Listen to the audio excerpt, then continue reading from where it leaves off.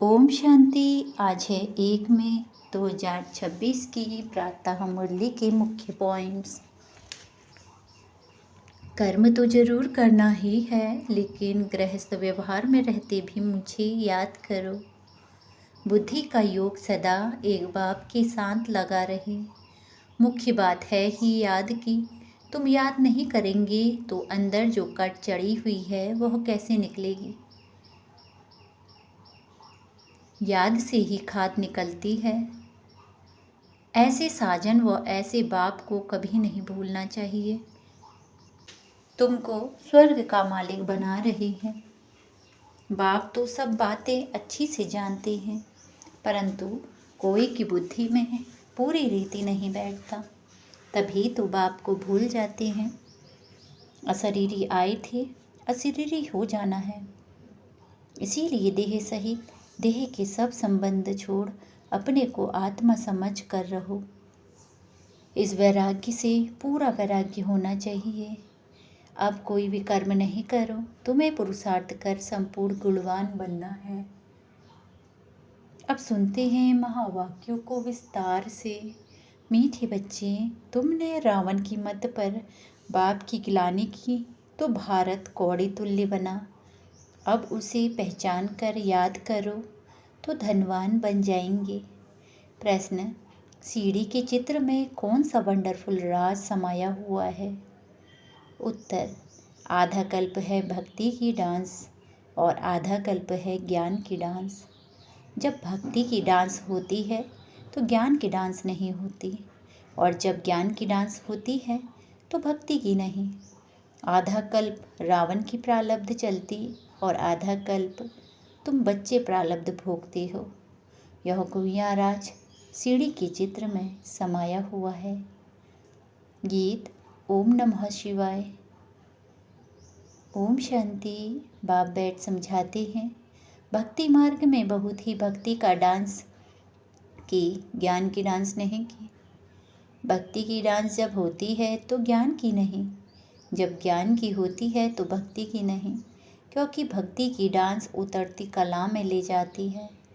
सत्युग त्रेता में भक्ति होती नहीं। भक्ति शुरू होती है द्वापर से। जब भक्ति शुरू होती है तो ज्ञान की प्रारब्ध पूरी हो जाती है, फिर उतरती कला होती है। कैसे उतरते हैं सो बाप बैठ समझाते हैं। मैं कल्प कल्प आकर बच्चों को कहता हूँ, तुम बच्चों ने हमारी बहुत ही ग्लानि कर दी है। जब जब भारत में इस आदि सनातन देवी देवता धर्म की बहुत ग्लानि होती है, तब मैं आता हूँ। ग्लानि किसको कहा जाता है वह भी समझाते हैं। बाप कहते हैं, मैं विकारी नरकवासी भारत को आकर कल्प कल्प स्वर्गवासी बनाता हूँ। तुम मेरी ग्लानि आसुरी मत पर करने के लिए कितने कंगाल बन गए हो। राम राज्य था, अभी है रावण राज्य, जिसको हार और जीत दिन और रात कहा जाता है। अब विचार करो, मैं कब आऊँ? जिन्हों को राज्य दिया वही राज्य गवा बैठे हैं। हिसाब किताब तो सारा समाया ही है। मैं आकर वर्षा देता हूँ, फिर रावण आकर तुमको श्रापित करते हैं। भारत को खास, दुनिया को आम। भारत की महिमा का भी किसी को पता नहीं है। पहले पहले भारत ही था। कब था, कैसे था, कौन राज्य करते थे, किसी को भी कुछ नहीं पता। कुछ भी समझते नहीं हैं।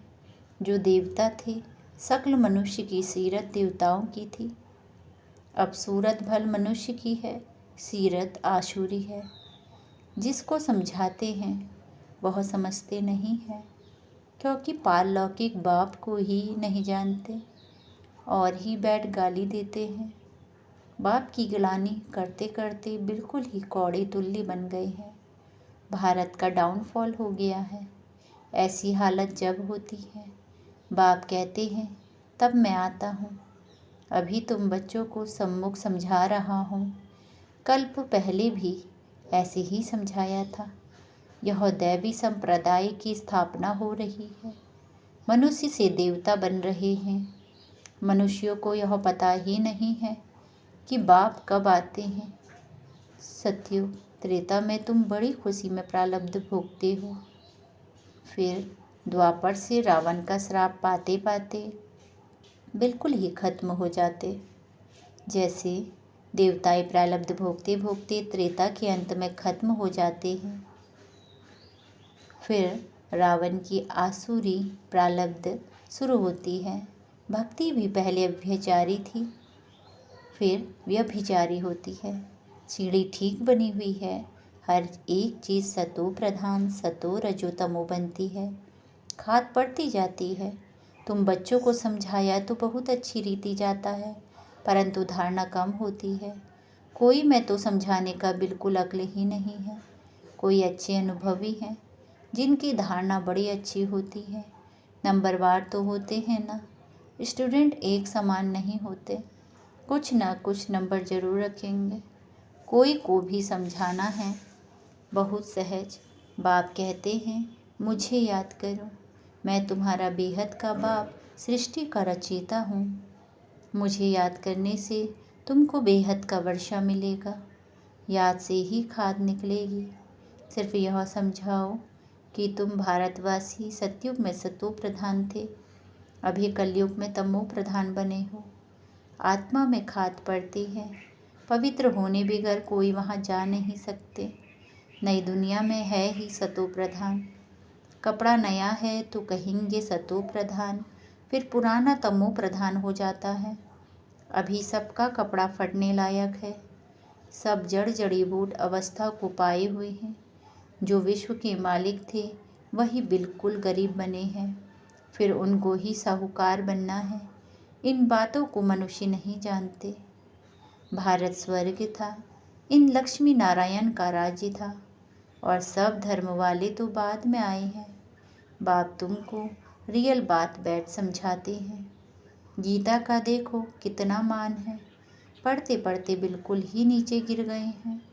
अब पुकारते हैं हे पतित पावन आओ, हम भ्रष्टाचारी बन गए हैं।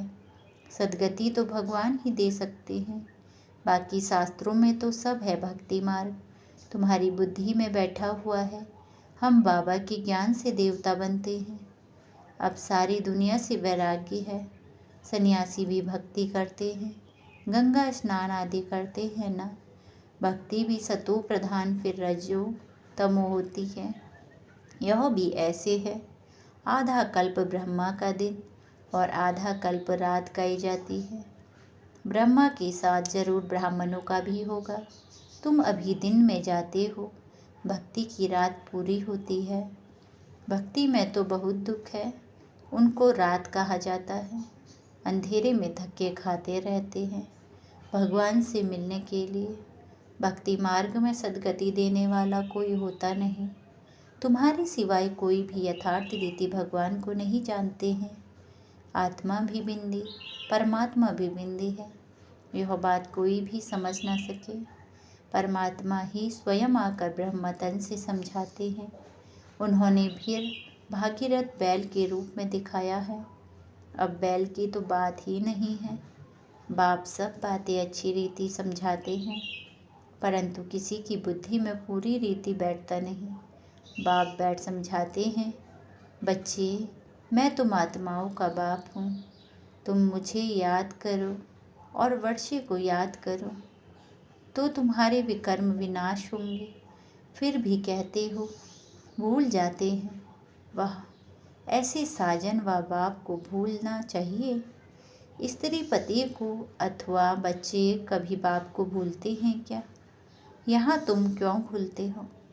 कहते भी हो बाबा आप हमको स्वर्ग का मालिक बना रहे हैं, फिर भी भूल जाता हूँ। बाप कहते हैं याद नहीं करेंगे तो अंदर जो कटचड़ी है वह कैसे निकलेगी। मुख्य बात है ही याद की। अपना कोई दूसरे धर्म से ताल्लुक़ नहीं है। स्कूल में तो हिस्ट्री ज्योग्राफी समझाते हो, कोई तो बिल्कुल समझते नहीं। बाप पढ़ाते हैं, यह बुद्धि में बैठता नहीं है। अच्छा, बाप और वर्षी को याद करो कि यह भूल जाते हो। जिसके लिए आधा कल्प से भक्ति करते आए उस बाबा को याद नहीं करते। तुम बच्चों की बुद्धि में हैं। अब हम यह शरीर छोड़ राजाई में जाएंगे। यह अंतिम जन्म है। सूक्ष्म वतन में उनकी फीचर्स तो वही देखते हो, वैकुंठ में भी देखते हो। जानते हो यह मम्मा बाबा ही लक्ष्मी नारायण बनते हैं। तुम बच्चे सतयुग में रहते हो तो समझते हो कि यह एक शरीर छोड़ दूसरा लेना है। वहाँ उनको यह पता नहीं रहता कि सतयुग के बाद त्रेता आएगा, द्वापर आएगा, हम उतरते जाएंगे। ज्ञान की बात नहीं रहती है। पुनर्जन्म लेते रहते हैं। वहाँ आत्माभिमानी रहते हैं, फिर आत्माभिमानी से देह अभिमानी बन जाते हैं। यह नॉलेज सिर्फ तुम ब्राह्मणों को है और कोई के पास नहीं है। यह ज्ञान ज्ञानेश्वर जो ज्ञान का सागर बाप है वही सुनाते हैं। जरूर ब्रह्मा के बच्चे ब्राह्मणों को ही सुनाएंगे। ब्रह्मा के बच्चे हैं। ब्राह्मण संप्रदाय रात दिन का फर्क है। तुम पुरुषार्थ कर संपूर्ण गुणवान बनते हो। संपूर्ण निर्विकारी गृहस्थ व्यवहार में रहते भी तुम बाप को याद करो। कर्म तो करना ही है। बुद्धि का योग बाप के साथ लगा रहे। कर्म भल कोई भी करो, बड़ई का काम करो, पाराजाई का काम करो। राजा जनक का भी गायन है ना, रजाई करते रहो।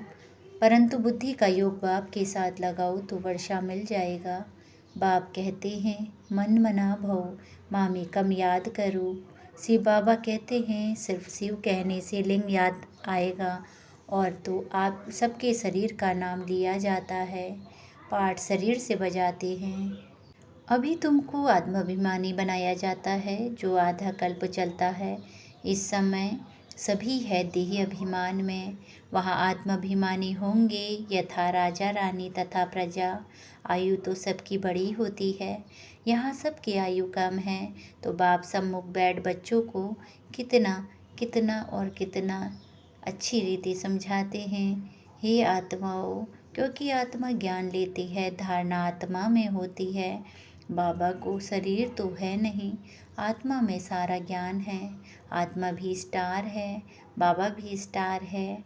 वह पुनर्जन्म नहीं लेते हैं, आत्माएं पुनर्जन्म लेती हैं। इसीलिए बाबा ने काम दिया था कि परमात्मा की महिमा और बच्चे की महिमा लिख कर आओ। दोनों ही अलग अलग है। श्री कृष्ण की अलग महिमा है, वह साकार वह निराकार। इतना गुणवान किसने बनाया? जरूर कहेंगे परमात्मा ने बनाया। इस समय तुम ईश्वरी संप्रदाय हो। तुमको बाप सिखला रहे हैं, पीछे फिर प्रारब्ध भोगते हैं। सतयुग में तो कोई नहीं सिखलाएंगे। भक्ति मार्ग की सामग्री ही खत्म हो जाती है।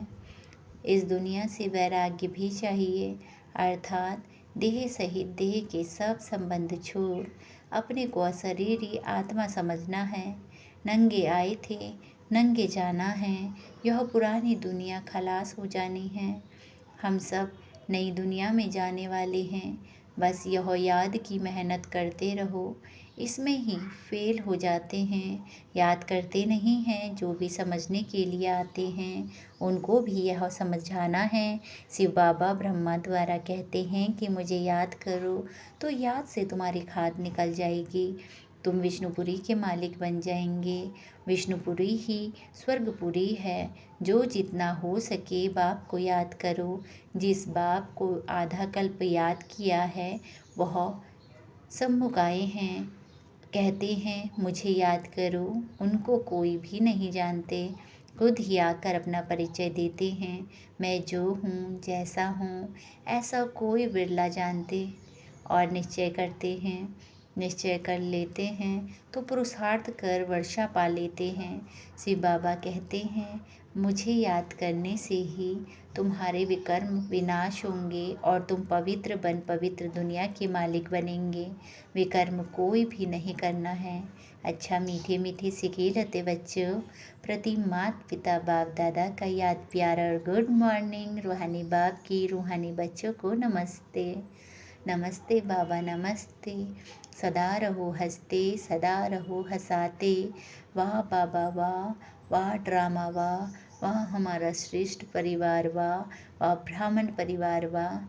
हम धन्य धन्य हो गए, हम प्रभु को पा गए। शुक्रिया बाबा, शुक्रिया। धारणा के लिए मुख्य सार। पहला, पुरुषार्थ कर संपूर्ण गुणवान बनना है। कर्म कोई भी हो लेकिन बाप की याद में रह कर करना है, कोई भी विकर्म नहीं करना है। दूसरा, यह पुराना कपड़ा यानी शरीर जड़ जड़ीभूत है, इससे ममत्व निकाल देना है। आत्मा को सतो प्रधान बनाने का पूरा पूरा पुरुषार्थ करना है। वरदान, सदा अतीन्द्रिय सुख की अनुभूति करने वाले अटल अखंड स्वराज्य अधिकारी भव।